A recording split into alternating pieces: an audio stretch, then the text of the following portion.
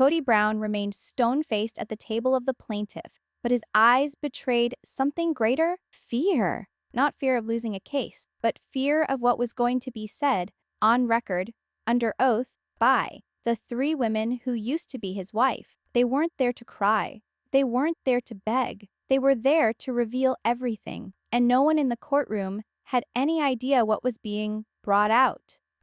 You're about to get the behind-the-scenes story of a secret deal. A deal between Christine, Janelle, and Meri to reclaim power, one courtroom admission at a time. This is not the Sister Wives that was on television. This is the reckoning, and it begins with a question that the judge wasn't supposed to ask. Stumble. But first, let's go inside the courtroom. Let me know in the comments. Do you think the wives were victims or company conspirators? The courthouse is quieter than it should be, not because the case isn't contentious. It is. It's trending everywhere in the news. But there's an odd kind of hush today. Like even the walls are attending. The kind of hush that escalates right before something irrevocable is uttered. Christine leads through the double doors first. She's dressed in subdued tones. Nothing gaudy, nothing loud, but a flame burns in her eyes that doesn't require assistance from clothing. Janelle trails behind her, a folder clutched up to her chest, like it's a weapon and a shield at the same time. Then Meri, heavier, slower,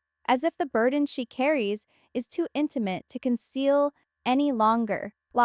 They don't speak to each other, not because they're apart, but because they've already said everything they need to say. Now, the pack speaks for itself. Kody doesn't glance up when they come in. He sits forward, rigid, jaw locked, hands clenched too tightly on the table. Robyn sits next to him, face impassive, as if she's attempting to convince herself this isn't real, as if she still believes she can pray it away. Tay, the bailiff, brings the courtroom to order. The judge, a woman with a piercing stare and no patience for drama, sits down and establishes the tone right away. This is not a trial concerning religion. It's not about television. It's about contracts, assets, custody, and allegations of coercion. There is a moment of silence and betrayal, bold, unexpected. That word slices through the air like a blade. Cameras aren't allowed, but if they were, this moment would go viral in seconds. You're still watching? Good. It's about to get uncomfortable. The first to speak is Christine. Her voice doesn't shake. Not at first. We had a spiritual marriage that, for me at the time, was based on love. But looking back, it was founded on control, compartmentalization, and silence. Both of us were told we were special, chosen, that we had purpose, but only one of us was ever treated like that. She does not glance at Robyn, but the rest of them do. Robyn shifts, Kody's nostrils flare, but he stays silent. Christine goes on, we weren't ever legitimate wives. Not ever. Only Robyn got that. The rest of us just got promises that were broken, time and time again, until we just didn't ask anymore. She breathes in. I quit asking when I caught on to the fact that he didn't forget birthdays. He just didn't care if they existed, if they were Robyn's children. There's a whisper in the courtroom, rapidly stilled by the judge's gavel. But the moment's open now, and the openings don't close. You sense that shift? That's the first layer lifting away. Don't blink. Janelle is next. If Christine was flames, Janelle is ice. Her tone is quiet, straightforward, and biting in its simplicity. I handled most of the finances. Kody didn't care about bills or budgets until Coyote Pass came into play. Suddenly, he wanted control. Not responsibility, control. She places a stack of paper on the witness stand. These are messages, signed contracts, documented conversations. He guaranteed we'd each have land, a future. Instead, he delayed building, diverted funds, and pressured us to convey our shares under an umbrella LLC. But the ownership dynamic shifted once Robyn was legal wife. A pause. No one informed me. I learned through a tax report. Kody finally interrupts, voice cutting. That's not true. The judge shuts him down immediately. You'll have your time, Mr. Brown. But his outburst is noted, and he knows it. Kody built an empire out of control. But now that control is in someone else's hands, and he's not handling it well. Then, Meri. Her footsteps are hesitant, her voice softer, but that doesn't make her words any easier to hear. I remained longest, she says softly. I was the first wife. I relinquished my lawful status for Robyn, for what I believed was the higher good, for family. She gazes downward. I never regained it. She meets our eyes. What I received instead was silence, dismissal, and public humiliation. Each time that I smiled through sufferings on television, yol. Each time I stood up for a man who hadn't touched me in years, gasps filter quietly through the gallery. I kept thinking maybe I was the issue, that if I loved harder, waited longer, he'd return to me. A pause. But I stopped believing that on the evening he said, I don't feel like I'm married to you anymore. And he said it. In front of a camera crew, she steps down, tears evaporated, but her voice firm now, as if she just placed something down she held on to for much too long. Some things come up only when silence outweighs shame. The judge leans forward. What precisely are you requesting this court to do? Christine, Janelle, and Meri all glance over at one another for a moment, and then Christine talks again. We're not here for vengeance. We're here for clarity, for division of property, for truth on record, and for protection, for ourselves and our children. The judge nods slowly. Then, let's begin. Fade to black. The courtroom comes back in session, but the vibe is different. Something's changed. You can sense it in how Robyn refuses to glance at the other wives, in the way Kody taps his pen, like taking invisible lines on the air that he can't erase. Hi. The judge summons Christine back into the witness stand. Her tone is steadier now, but her face is still, the kind you only manage to achieve.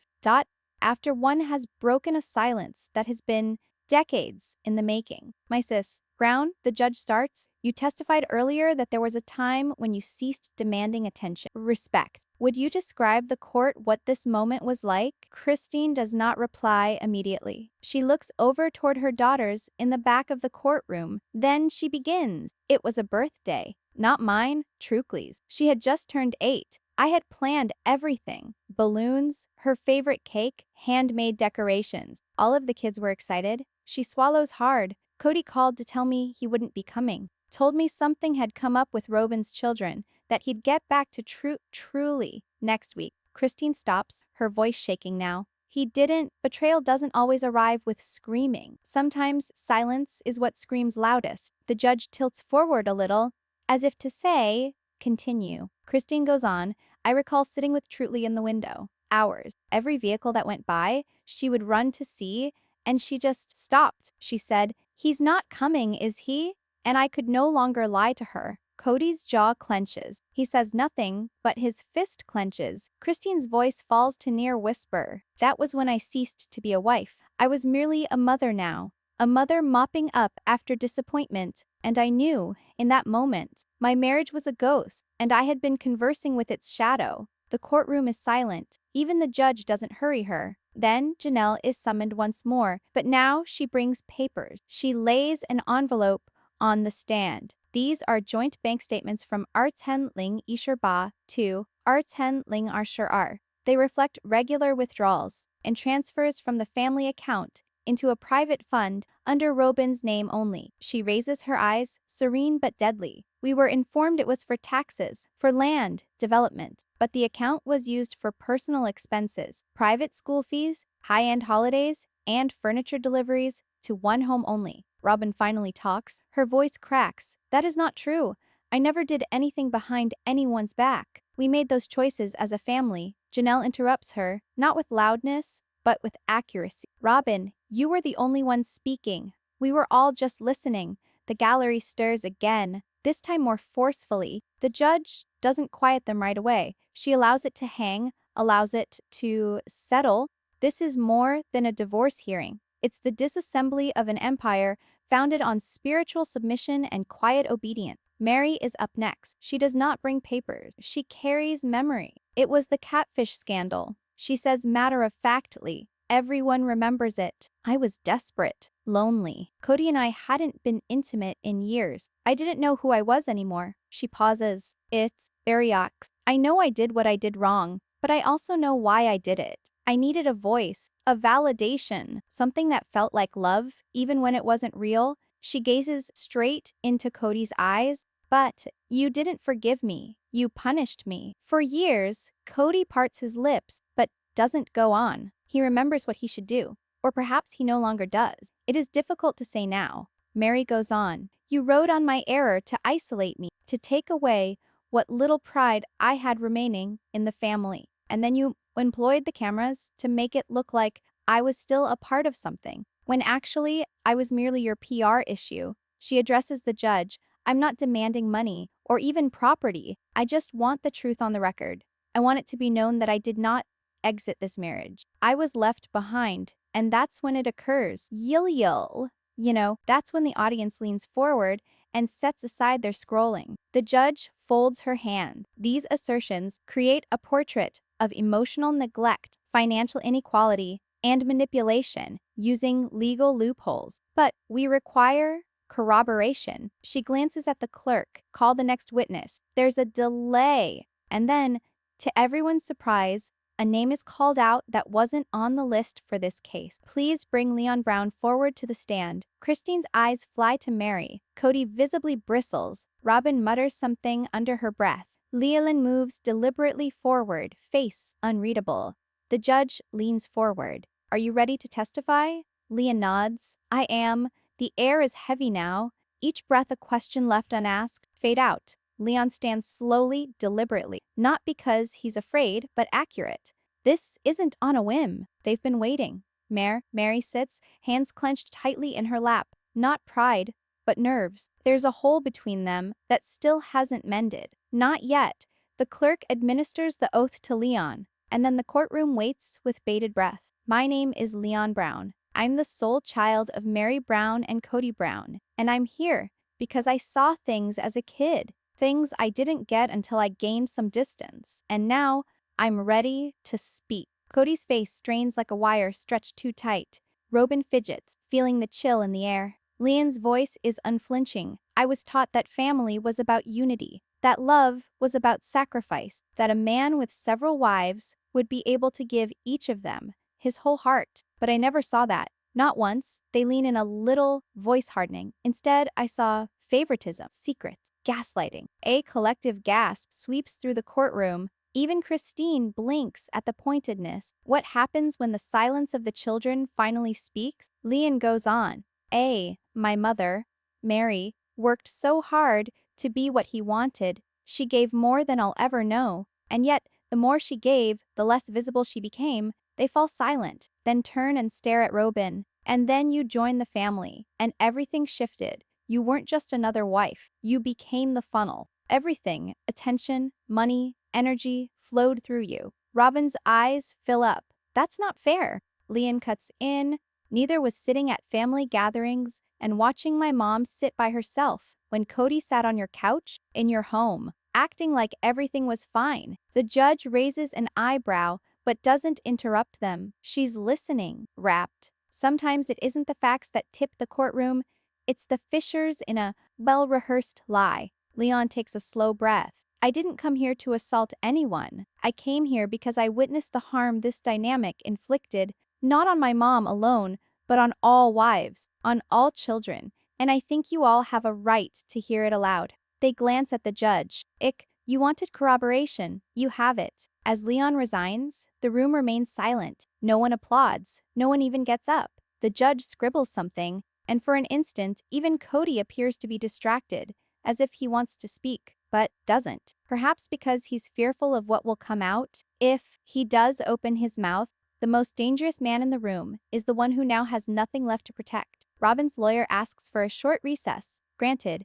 In the corridor, there are flashes of cameras. Journalists attempt to push past the double doors, but within, the drama is thickening. Only back in the courtroom, Christine is called again, but not for testifying. She's presenting evidence, a hard drive. These have 5 years of recorded voice memos, phone calls, and videos. All legal ones, all dated. They contain private discussions where money decisions were made behind our backs, even though there were joint ownership commitments. The judge's eyebrow goes up. Have counsel reviewed these files? Yes, Christine replies. And they've been authenticated. Kody speaks for the first time again, voice low but laced with muffled anger. You're weaponizing the past, twisting it.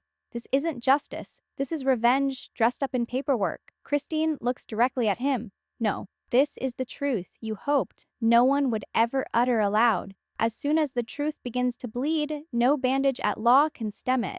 The first audio recording plays. Kody's voice, relaxed, laid back, too laid back, they'll never leave. Believe me, they haven't got the nerve. Christine boasts, but she hasn't the backbone to walk. The courtroom reacts immediately, gasp, murmurs. Even the judge's face constricts. Christine doesn't flinch. The second clip, a phone call between Kody and a financial advisor. He tells straightforwardly, divide the assets, Sister Robyn and I will take care of distribution. The others don't know the numbers anyway. Janelle bangs her hand on the bench. The first time this day, she's lost composure. That's what he told me when he informed me that we were all equal. When I inquired where the land titles went, the judge requests order. But the mood has changed now. Charged. Real. This is no longer a court case. It's a live autopsy of a dead marriage. And everybody just learned where the body is buried. Robyn wipes her tears away.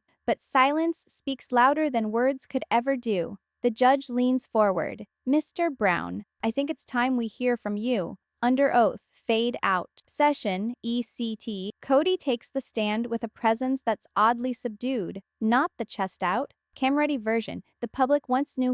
This man looks cornered, and something else, bitter. He swears in, slowly. The judge leans back slightly, hands clasped. You've heard the testimony, you've seen the documents, you've listened to your former wives and your child testify. Now we'll hear from you. Kody clears his throat. His voice is even, too even. I never made anyone stay, he starts. They had their say, their voices, their choice. Everything we did in consensus. Christine's eyes don't waver. But there is no heat this time. There is only waiting. I attempted to balance faith and love. I attempted to be just, but the reality is they turned against me. The wives, one by one. He glances at Janelle. She was the quiet rebel, always spending the money as she pleased. Christine? She began pulling away the instant she realized she could no longer control me. And Meri. Meri never forgave me for moving on. When a man dodges blame this easily, it's not defense, it's habit. The judge cuts him off.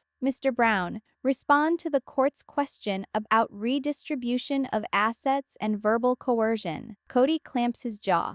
There were oral agreements, there were no contracts, no threats. If they felt coerced, they never mentioned it. He glares at Robyn. I relinquished legal rights for all of them. I could have had a single wife legally, but I attempted to thin myself out. In order to be just, Meri laughs softly. You refer to abandoning us as just? The judge raps her gavel. Order. But the tension doesn't dissipate. It's real now. Alive, breathing. And just when it seems like things are going to begin to even out, the unthinkable occurs. Robyn rises, unbidden. The courtroom comes to a standstill. She isn't called to testify, but she's heading for the stand anyway, her heels clicking like gunfire on tile. The judge raises a hand but doesn't intervene. She takes her oath with shaking hands. I have to say something, she whispers. Kody appears dazed. Robyn, don't. She doesn't glance at him. I knew about the fund, she says, the one Janelle referred to. I assisted with setting it up. Christine closes her eyes. Robyn's voice breaks. At first, it was just to keep things in order. That's what Kody said. That the other wives didn't want to handle the finances and someone needed to step up. There's a pause. Her eyes are shining, but she's forcing it on. But then, it became something else. I saw him investing more and more money in the fund. I asked him why, and he replied, because you're the only one who hasn't betrayed me. Kody springs out of his seat. Stop talking. And there is that moment, the mask slips, and the man behind the sermons breaks into the fear beneath. Yay. The judge instructs him to sit. He does, hesitantly, reluctantly. Robyn goes on. He informed me that, if the others ever attempted to leave, we'd be safeguarded. That we'd retain the house, the property, the funds, and that if they contested it, we had video to make them appear unhinged. Gaps wave through the courtroom. Christine covers her mouth. Janelle is immobile. Robyn dabs at a tear. I went along with it. Because I was afraid. Because I trusted him. And because I didn't want to be the next one thrown away. Even the strongest hearts shatter when they know loyalty was never love, only leverage. The judge remains quiet for a while. Then she utters, "Is there CACA?" She utters, "Yo? Is there more?"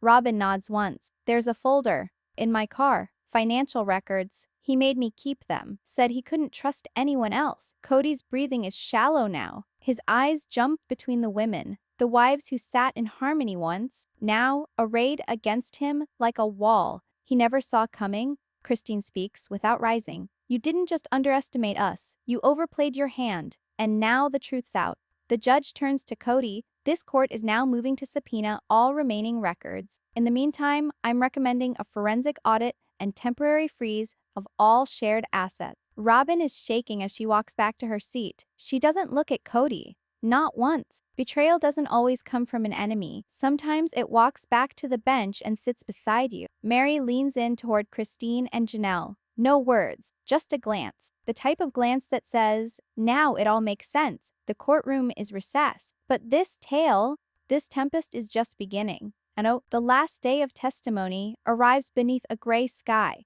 A morning that is heavier, more deliberate. No flash of cameras out front. No fans packing the steps. It's still now. The circus is over. The reckoning remains. The courtroom is chilly inside. The judge appears, her face impassive. The room rises, then sits. "Before I present preliminary findings," she states, "I'd like to provide each side the option of closing statements." Mrs. Brown, "Christine, you're welcome to start." Christine rises. No folder, no notes, just truth. "I came here because I had to say out loud what I'd whispered to myself for so long. I needed clarity, I needed closure, and I needed my children to know that silence is not strength, that walking away is not weakness." She stands there for a moment. "I'm not angry anymore, I'm free, and I really hope, that's something everyone here can find their own way." She sits down slowly. Freedom doesn't always come with fireworks. Sometimes it arrives wearing scuffed up shoes and an untainted conscience. Janelle trails behind. She's calmer, less hysterical, but what she delivers punches like a hammer. "Kody taught me how to survive, not because he was supportive, but because he pushed me to figure everything out on my own. I managed the money, raised my children, held the family together, while he wandered from house to house like a king visiting his subjects." She glares at him, straight. "I'm not here for revenge. I'm here because I earned more than I was handed." "We all did." Her voice doesn't rise. She doesn't have to. Meri stands last, and this time she's stronger than anyone has ever seen her in years. Years. "I gave up everything to be part of a family that stopped seeing me as one of them. I wore guilt like jewelry. I performed pain on television, and I let the world believe I was the loyal one, because I didn't know how to be anything else." She takes a breath, then closes. "I'm here because I finally know who I am without him." When a woman takes back her name, all the things constructed to dominate her begin to unravel. Robyn says nothing. She refuses. Kody does, though. He stands with an empty stare. No bluster, no. "If I could go back," he begins, "I would have done a lot differently. But I won't stand here and be turned into a monster." He glances around the room. "I loved all of you, even if I failed to show it the right way." There is no response. The judge finally breaks his silence. "I've studied all testimonies and evidence given. This case is one of a kind, in emotion, in complexity, and in the limelight. My suggestion is a complete and instant partition of all assets, supervised through third-party auditing. A silence to guarantee equality. Coyote Pass land will be sold. Proceeds are to be divided 50-50, not according to legal marriage, but according to contribution and common law agreements under spiritual union. A beat. The case is adjourned pending final filings. This court is adjourned." Corn. The gavel comes down, and, like that, the kingdom collapses. Then the courtroom empties slowly. The air is heavy, but still, just empty, as though something has concluded that cannot be resumed. Outside, the sun breaks through the clouds. "Yo." Christine strides ahead, Janelle walking by her side. They do not speak, but the step is in sync. Meri walks alone, yet without despair. Robyn trails behind, her phone in her hand, but no one to call. And Kody, he doesn't exit through the front doors. He escapes through a back door, by himself, not in anger, not even in regret, just a guy who finally looked in the mirror and didn't like what he saw, this wasn't the destruction of a family. It was the empowerment of women who no longer waited to be picked. Now it's your turn. What do you think? Was the pact justice or betrayal? Did the wives win? Or did everyone lose something in the end? Let us know in the comments. We'll be reading. A month has passed. The courtrooms are silent now. The headlines have shifted. But in the homes left behind, something new has begun to grow. Peace. Christine sits on a Utah back porch, blanket wrapped around her lap, steaming mug of tea clutched in her hands. Truly laughs somewhere in the house, her light, full voice ringing out.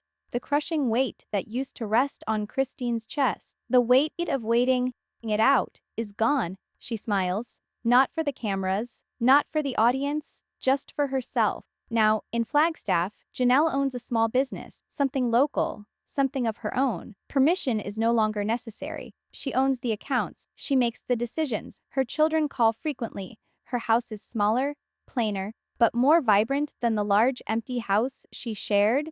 And Meri, she purchased a cabin, isolated. Ours, on paper, in spirit, in all ways. She now has retreats, not to indoctrinate faith, but to assist women in healing from fragments. Shiliel. The irony isn't lost on her. She held on for so long to what destroyed her. Now she instructs others how to release. Healing isn't always loud. Sometimes it doesn't scream and shout. It simply begins, a step at a time, a heartbeat at a time, a moment at a time. As for Robyn, the quiet has returned. No family gatherings anymore, no calendar sharing or constructed performances. Her home is still. And Kody?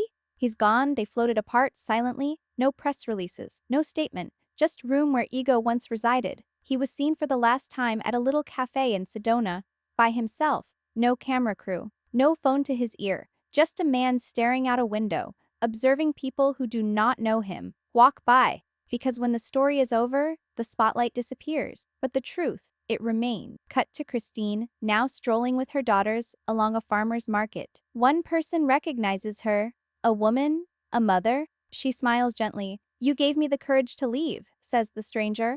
I just wanted you to know. Christine nods, her eyes misting, and just like that, no court required, no judge, simply quiet affirmation that it was worth it. All of it. The camera cuts to the sky, open, light-filled, free. Not every story requires a happy ending, but this one, it finally received an honest one. And now it's your turn. If this journey touched you, made you feel something, leave a comment below and let us know which moment hit you the hardest. Or better still, tell us who you became after leaving behind something broken. You've been watching the TLC News, where the stories are unfiltered, the truths ring louder than the silence, and the endings, well, sometimes they're stronger than anyone anticipated. Subscribe for more untold realities, unseen events, and voices finally heard.